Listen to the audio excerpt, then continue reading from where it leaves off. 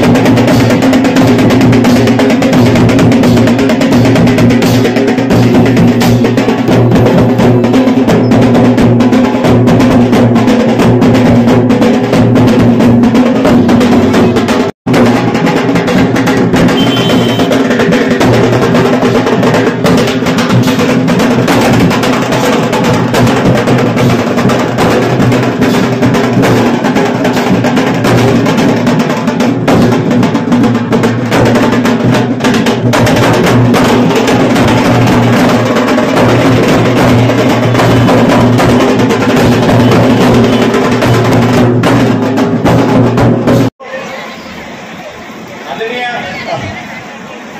नामदार जयकुमार रावसाहेबांना सांगू इच्छितो की 1996 साली आमच्या या संस्थेची सुरुवात झाली। देवाडेसारख्या अत्यंत लहान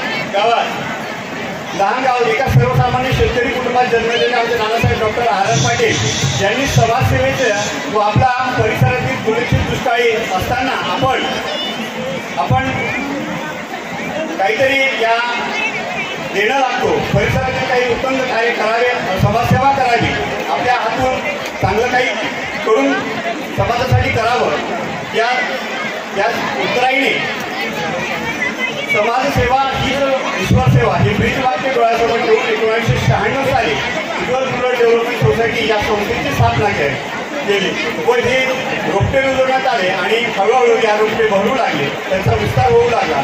संस्थेअंतर्गत आमची ही पहिली निवासी मुख्यवर्ती विद्यालयाची स्थापना सिंदखेडा या शहरामध्ये करण्यात आली। विद्यालयाच्या माध्यमातून दिव्यांग कुटुंबातील मुलांना न्याय मिळवून देणे, त्यांची सेवा करून त्यांचे जीवन सुखकर व आनंददायी करण्याचे अव्याहतपणे कार्य हे सुरू आहे। आज या विद्यालयामध्ये एकूण 60 विद्यार्थी प्रवेश आहे भाऊ। त्याचबरोबर एवढ्यातच आमचा 1999 साली आमच्या श्री स्वामी समर्थ माध्यमिक व उच्च माध्यमिक विद्यालयाची स्थापना नानासाहेबांनी केली। त्याचबरोबर याच वर्षी उज्ज्वल प्राथमिक व उच्च प्राथमिक विद्यालय मंदिराची स्थापना नानासाहेबांनी केली। यांनी सर्वसामान्य परिसरातील सर्वसामान्यांपर्यंत शिक्षण मिळाले पाहिजे, ते गुणवत्तापूर्ण व दर्जेदार असले पाहिजे असा या उदात्त व पवित्र हेतूने डोळ्यासमोर ठेवून नानासाहेबांनी शिक्षणाची गंगा घरोघरी पोहोचवण्याचे महान कार्य करून परिसरातील सर्व जाती धर्माच्या विद्यार्थ्यांना सुशिक्षित व ज्ञानी करण्याचा मार्ग उपलब्ध करून देणार। सामाजिक उद्घाटक आपल्या सर्वांचे लोकप्रिय नेते, राज्याचे कॅबिनेट मंत्री नामदार आदरणीय जयकुमार राव साहेब, आजच्या कार्यक्रमाचे प्रमुख अतिथी, माझे मित्र, आमचे मार्गदर्शक, आधारस्तंभ आदरणीय बाबासाहेब संजयजी शर्मा, आपल्या सिंदखेडा नगरीचे सन्माननीय नगरपंचायत गटनेते आमचे मित्र अनिल रावसाहेब,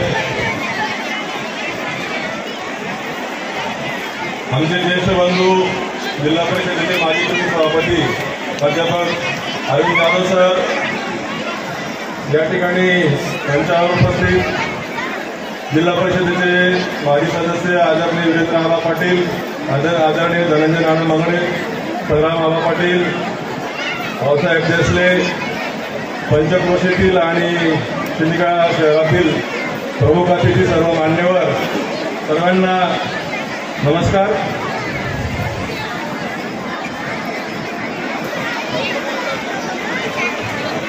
मला भाऊ जास्त भाषण करण्याची सवय नाही आहे, कुठलेही काम मी कृतीवर मला जास्त विश्वास असल्यामुळे मी कृती करत असतो। परंतु या 25 वर्षाच्या निमित्ताने आमचं ज्या उज्ज्वल प्राथमिक, स्वामी समर्थ माध्यमिक आणि ज्युनियर कॉलेज या 3 युनिटला 25 वर्ष पूर्ण झाले होते, तर संस्थेचं कार्य हे गेल्या 30 वर्षापासून सुरू आहे।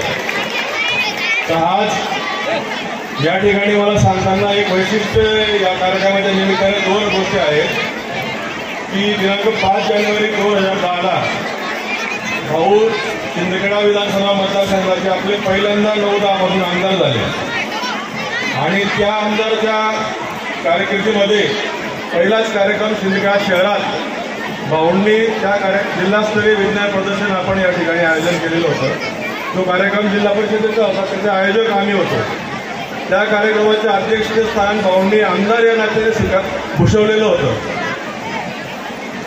तर ह्या दुसऱ्यांदा योगायोग असा आहे की गेली 20 वर्षानंतर आज आमच्या शाळेला 25 वर्षाच्या रौप्य महोत्सव निमित्त भाऊ या ठिकाणी नामदार म्हणून आज आम्हाला उपस्थित झालेले आहे। तर भाऊ मला माझ्या मनात त्याच्यामध्ये कुठली शंका नाही किंवा मला खात्री आहे की येणाऱ्या 25 वर्षापर्यंत आपण आज नामदार म्हणूनच या ठिकाणी उपस्थित राहणार अशी या शिंदेगडाची भूमी आणि हे आमचं व्यासपीठ ते मला आत्मविश्वास आहे. या कार्यक्रमाला तत्कालीन सीओ साहेब होते, प्रधान सचिव आदिवासी विकासचे भाई नगराडे होते आणि आपले पोलीस अधीक्षक हिम्मतराव देशभट्टार साहेब होते. तोही कार्यक्रम आपला आमदारपासून सुरू झाला. आता आजपर्यंत आपण आमदारच होते. इथून पुढच्या काळात आता नामदार म्हणून आलेले आहेत तर नामदारच राहणार हा माझी खात्री आहे.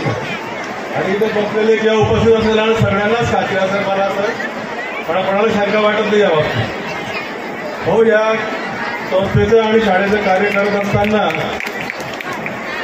99-2000 पासून ज्या शिंदखेडा शहरामध्ये आधी 30 विद्यार्थी संख्येवरती ही शाळा सुरू झाली. आज आमच्या शाळेमध्ये आज दिवसाला 1000 विद्यार्थी शिकत आहेत. गेल्या 25 वर्षाच्या कालावधीमध्ये 12 ते 13 हजार विद्यार्थी या ठिकाणी शिक्षण घेऊन गेले. त्या शिक्षकांपैकी ज्या विद्यार्थ्यांपैकी काही माजी विद्यार्थ्यांचा आमच्या इथं आपण